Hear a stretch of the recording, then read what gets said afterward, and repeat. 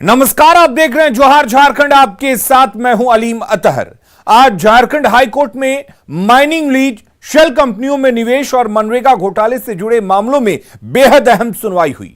हेमंत सोरेन की ओर से जिरह कर रहे कपिल सिब्बल ने झारखंड हाईकोर्ट को सुप्रीम कोर्ट में एसएलपी दायर करने की सूचना दी, जिस पर अब दिल्ली में सुप्रीम कोर्ट में कल सुनवाई होगी। माइनिंग लीज, शेल कंपनियों में निवेश पर सुप्रीम कोर्ट में सुनवाई होगी, जबकि मनरेगा से जुड़े मामले पर झारखंड हाईकोर्ट में 24 मई को सुनवाई होगी। सुप्रीम कोर्ट की शरण में हेमंत सोरेन।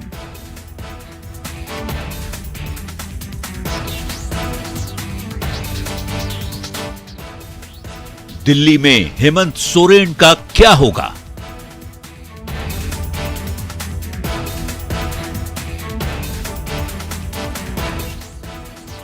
सुप्रीम कोर्ट से मिलेगी राहत या बढ़ेगी मुश्किलें? झारखंड हाईकोर्ट में गुरुवार को माइनिंग लीज, शेल कंपनियों में निवेश और पूजा सिंघल से जुड़े मनरेगा घोटाले को लेकर अहम सुनवाई हुई। राज्य सरकार की ओर से वरीय अधिवक्ता कपिल सिब्बल ने जिरह की। वहीं ईडी की ओर से वरीय अधिवक्ता तुषार मेहता ने ब्यौरा पेश किया। सुनवाई शुरू हुई तो राज्य सरकार की ओर से वरिष्ठ वकील कपिल सिब्बल ने माइनिंग लीज और शेल कंपनियों से जुड़े मामले को लेकर सुप्रीम कोर्ट में एसएलपी दायर करने की जानकारी दी। और ये मैटर है जो शेल कंपनीज वाला था और था माइनिंग का मुख्यमंत्री जी का, उसके बारे में। तो ये सारे मैटर जो है वो अब ऑनरेबल सुप्रीम कोर्ट के पास है। कल सुनवाई होने की उम्मीद है वहां पे, जैसा मिस्टर सिब्बल ने कहा, हो सकता है कि कल सुनवाई हो। दरअसल 17 मई को शेल कंपनियों से जुड़े मामले में जो फैसला आया था, उसी को लेकर राज्य सरकार की ओर से सुप्रीम कोर्ट का दरवाजा खटखटाया गया है। पिछली सुनवाई में ईडी की ओर से वकील तुषार मेहता ने मनरेगा मामले में 16 एफआईआर दर्ज करने की जानकारी देते हुए शेल कंपनियों से इसका कनेक्शन बताया था और इसी के आधार पर सीबीआई जांच की मांग की गई थी, जिसे लेकर राज्य सरकार ने माइनिंग लीज और फिर शेल कंपनियों से जुड़े मामले को लेकर सुप्रीम कोर्ट में एसएलपी दायर की है।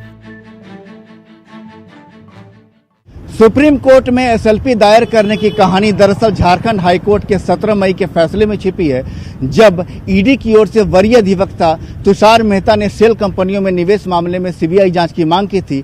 तब कोर्ट ने पूछा था कि जब शेल कंपनियों के खिलाफ जब कोई मामला ही दर्ज नहीं है, तब इसकी जांच सीबीआई से कराई जाए तो कैसे।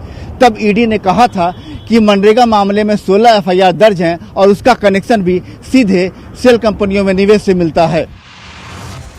शुक्रवार को सुप्रीम कोर्ट में हेमंत सोरेन के विशेष अनुमति याचिका पर सुनवाई होगी, जबकि हाईकोर्ट ने पूजा सिंघल से जुड़े मनरेगा केस में काउंटर एफिडेविट फाइल करने का आदेश दिया है। मनरेगा से जुड़े मामले की सुनवाई झारखंड हाईकोर्ट में ही होगी।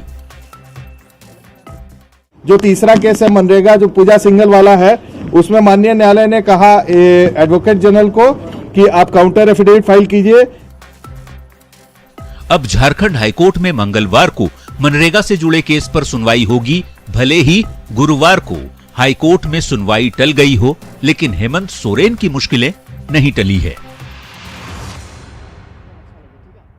झारखंड हाईकोर्ट में आज सुनवाई के दौरान राज्य सरकार की ओर से वरीय अधिवक्ता कपिल सिब्बल ने उस सीलबंद लिफाफे को राज्य सरकार को भी सर्व करने की मांग की, जो ईडी की ओर से हाईकोर्ट को सौंपी गई है, जिसे हाईकोर्ट ने इंकार कर दिया। अब सभी की नजरें कल सुप्रीम कोर्ट में होने वाली एसएलपी की सुनवाई पर है। कैमरामैन संजीव तिवारी के साथ संजय कुमार सिन्हा, न्यूज 18, रांची। मुख्यमंत्री हेमंत सोरेन की कुर्सी पर निर्वाचन आयोग की तलवार लटकी हुई है। कल हेमंत सोरेन को निर्वाचन आयोग की नोटिस का जवाब देना है। इससे पहले हेमंत सोरेन टाइम पिटीशन का सहारा ले चुके हैं। अब कल हेमंत सोरेन क्या करते हैं, इस पर सबकी निगाहें टिकी हैं। क्या हेमंत सोरेन निर्वाचन आयोग को नोटिस का जवाब देते हैं या फिर मुख्यमंत्री किसी और कानूनी दांवपेच का इस्तेमाल करने वाले हैं?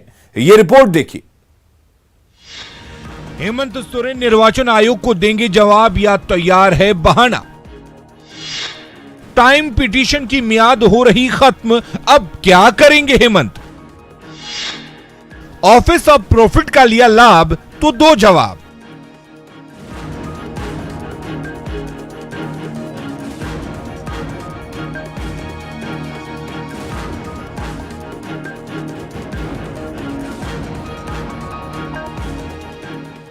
गुरुवार की रात हेमंत सोरेन के लिए बेचैनी भरी रह सकती है। शुक्रवार को सुप्रीम कोर्ट में माइनिंग लीज और शेल कंपनियों में निवेश मामले पर जिरह होगी, तो शुक्रवार तक हर हाल में हेमंत सोरेन को निर्वाचन आयोग की नोटिस का जवाब देना है। मुख्यमंत्री हेमंत सोरेन एक बार टाइम पिटीशन का सहारा ले चुके हैं। शुक्रवार को हेमंत सोरेन निर्वाचन आयोग को जवाब देंगे या फिर कानून के किसी और दांवपेच का इस्तेमाल कर बहाना बनाने की कोशिश करेंगे, क्योंकि मामला बेहद संगीन है। एक जरा सी गलती मुख्यमंत्री की कुर्सी ले सकती है और ये बातें हेमंत सोरेन को बखूबी पता है। दरअसल 2 मई को भारत निर्वाचन आयोग की ओर से मुख्यमंत्री हेमंत सोरेन को नोटिस भेजा गया था। निर्वाचन आयोग ने नोटिस क्यों भेजा है, ये भी जान लीजिए। आरोप है कि हेमंत सोरेन ने अनगढ़ा में 88 डिसमिल जमीन पर दिसंबर 2021 में स्टोन माइनिंग का लीज लिया है। एनवायरमेंटल क्लियरेंस भी लिया गया है। माइनिंग लीज की रजिस्ट्री भी कराई गई है। हेमंत सोरेन मुख्यमंत्री और खान विभाग के भी मंत्री हैं, इसलिए संविधान का अनुच्छेद 191A लागू होता है। मुख्यमंत्री हेमंत सोरेन को टाइम पिटीशन के सहारे 10 दिनों का वक्त मिला था, जिसकी मियाद शुक्रवार को खत्म हो रही है। निर्वाचन आयोग ने हेमंत सोरेन को अपनी बीमार मां के इलाज में व्यस्त रहने का हवाला दिया था। अब देखना होगा शुक्रवार को हेमंत क्या करते हैं।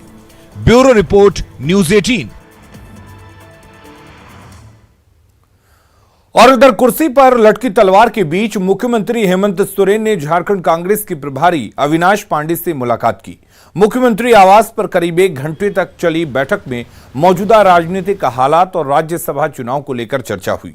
वहीं बैठक में अविनाश पांडे ने कहा कि पूरा गठबंधन मुख्यमंत्री हेमंत सोरेन के साथ है और हेमंत सोरेन सरकार को बदनाम करने की जो साजिश रची जा रही है, उसका गठबंधन की ओर से मजबूती से जवाब दिया जाएगा। अविनाश पांडे ने कहा कि चुनावी घोषणा पत्र को भी पूरा करने की दिशा में सरकार जल्द कदम बढ़ाएगी। बैठक में कांग्रेस के प्रदेश अध्यक्ष राजेश ठाकुर, मंत्री आलमगीर आलम सहित पार्टी के दूसरे विधायक भी मौजूद थे। राज्यसभा का भी हुआ है, चर्चा चालू है। जो भी फैसला होगा वो आपस में मिलके पूर्ण चर्चा के बाद ही लेंगे। आपने भी ये बातें कही कि कांग्रेस को मिले इस बार मौका। हाँ, स्वाभाविक है तो। और सर, जो वर्तमान राजनीतिक हालात झारखंड में जिस तरह से लगातार तरह की बातें आ रही हैं, इसका पूरा मुकाबला किया जाएगा। जिस प्रकार से पूरे सरकार को एक बदनाम करने की एक साजिश रची जा रही है ताकि लोगों का मॉरल डाउन हो और जन कल्याण की योजनाएं स्लो डाउन हो, इसको नहीं होने दिया जाएगा। पूर्ण आत्मविश्वास के साथ में माननीय मुख्यमंत्री जी और पूरा गठबंधन के सभी दल एक साथ मिलकर जो हमारा मैनिफेस्टो है, जो हमारा कार्यक्रम है, उसको आगे भी पूरी मजबूती से चलाएंगे। आज हेमंत सोरेन के खिलाफ झारखंड हाईकोर्ट में हुई सुनवाई में एक बार फिर से सरकार की फजीहत हुई है। माइनिंग मामले में राज्य सरकार की ओर से शपथ पत्र दायर करने वाले रांची डीसी छवि रंजन पर हाईकोर्ट ने टिप्पणी सख्त की। कोर्ट ने पूछा कि क्या एक चार्जशीटेड व्यक्ति राज्य सरकार की ओर से शपथ पत्र दायर कर सकता है। ऐसे में यह सवाल उठने लगा कि आखिर वो कौन सी ताकतें हैं जो रांची डीसी छवि रंजन को बचाने में अब तक सफल रही हैं। आखिर चार्जशीटेड आईएएस पर हेमंत सरकार इतनी मेहरबान क्यों है, रिपोर्ट देखिए। चार्जशीटेड आईएएस छवि रंजन पर हाईकोर्ट सख्त। रांची डीसी छवि रंजन को लेकर हेमंत सरकार को फटकार। अब डीसी छवि रंजन बढ़ाएंगे हेमंत सरकार की मुश्किलें।